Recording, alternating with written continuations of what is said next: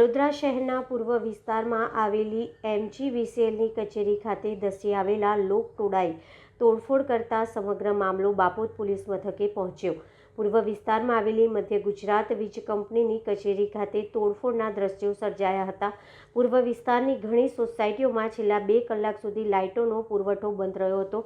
લાંબો સમય સુધી લાઇટોનો પુરવઠો બંધ રહેતા રહીશો રોષે ભરાયા હતા અને MGVCLના કર્મચારી સાથે ઝપાઝપી અને મારામારી કરી હતી।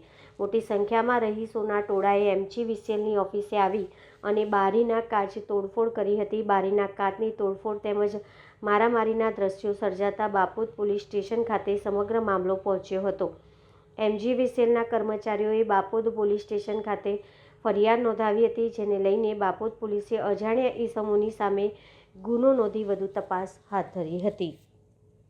લાઇન ફોલ્ટમાં ગઈ હતી, એનું રિપેરિંગ કામ કરી રહ્યા હતા સિદ્ધેશ્વર હોનેસ્ટ આગળ। તો પહેલાં તો આ લોકોનું ટોળું 4-5 જણ હતા, એ ઓફિસે ગયા, ત્યાં તોડફોડ કરી અને પાછા અમે જ્યાં કામ કરતા હતા ત્યાં આગળ આવી અને અમને મારવાની શરૂઆત કરી દીધી। એમ તો સાહેબ આખું ટોળું હતું, પરંતુ એમાં 4-5 જણા તો એકદમ અમારી ઉપર તૂટી જ પડ્યા। એમાં કોર્પોરેશનની કંઈક કામગીરી ચાલતી હતી, એમાં JCBથી કેબલ ડેમેજ થઈ ગયો। હવે અમારે આડોઅવળો કેબલ છોડાવી અને લાઈન તો ચાલુ કરવું પડે, બનેલું જલ્દી એ કરી રહ્યા હતા અને કરીને ઉતર્યાના ટોળું આવી ગયું એકદમ અચાનક અને અમારી ઉપર તૂટી જ પડ્યા। હવે ગ્રાહકો હતા પણ કંઈ ના હતા એટલે ખ્યાલ નથી, આજુબાજુના જ હશે નજીકના। હા, ઓફિસમાં પણ તોડફોડ કરી। હા,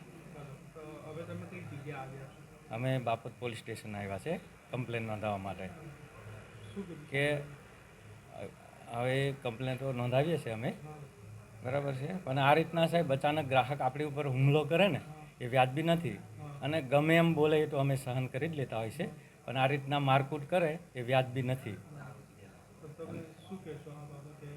હવે એ તો સાહેબ અમે કમ્પ્લેન આપીએ છીએ police station, Bapod police station. હવે જે કંઈ એની પર એક્શન પોલીસ કાર્યવાહી કરે એ યોગ્ય છે। ખોડિયારનગર સબ ડિવિઝન। ઘટનામાં એવું હતું કે લાઇટ બંધ હતી, કેબલ ફોલ્ટ થયેલો, એમાં લાઇટ બંધ હતી એટલે ટાઈમ થોડો વધારે લાગ્યો। એટલે બધા માણસો લગભગ 40થી 50 જણ જેવા હશે, બધા આવ્યા હતા। આવીને અહીંયા કે લાઇટ કેટલા વાગે, મેં કહ્યું ભાઈ માણસો સાઈડ પર છે, લાઇટ આવી જશે। એટલે એ લોકો પછી બૂમો પાડવા માંડ્યા અને પછી પથ્થરમારો કર્યો, એટલે મને લાગી ગઈ, એટલે મેં પછી મોબાઈલ લઈને ભાગ્યો। મને કહ્યું ઊભો રહે, પાછળ ભાગે છે ક્યાં ક્યાં, એટલે હું સીધો ઉપર ચડી ગયો। એટલે એ લોકોએ પછી પથ્થરમારો કર્યો, બારીને કાચને બધું નુકસાન કર્યું છે અને પછી મેં ફોન કર્યો પોલીસને કે પોલીસને બોલાવી લો આવું।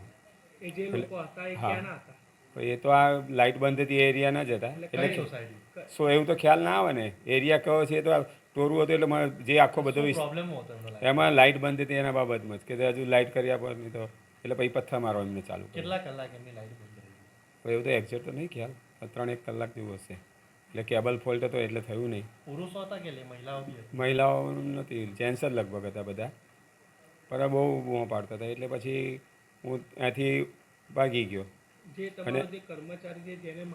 અને એ સાઈડ એ જે થયું તે સાઈડ પર થયું પાછું, એ માણસો જ્યાં કામ કરતા હતા એ લોકોને કંઈક માર્યા છે। હવે એક્ઝેક્ટ તો ખ્યાલ નથી, સનવ્યૂ કે એની આજુબાજુમાં કંઈક જ્યાં કામ કરતા હતા ને ત્યાં। શું નામ આપનું? હર્ષદભાઈ।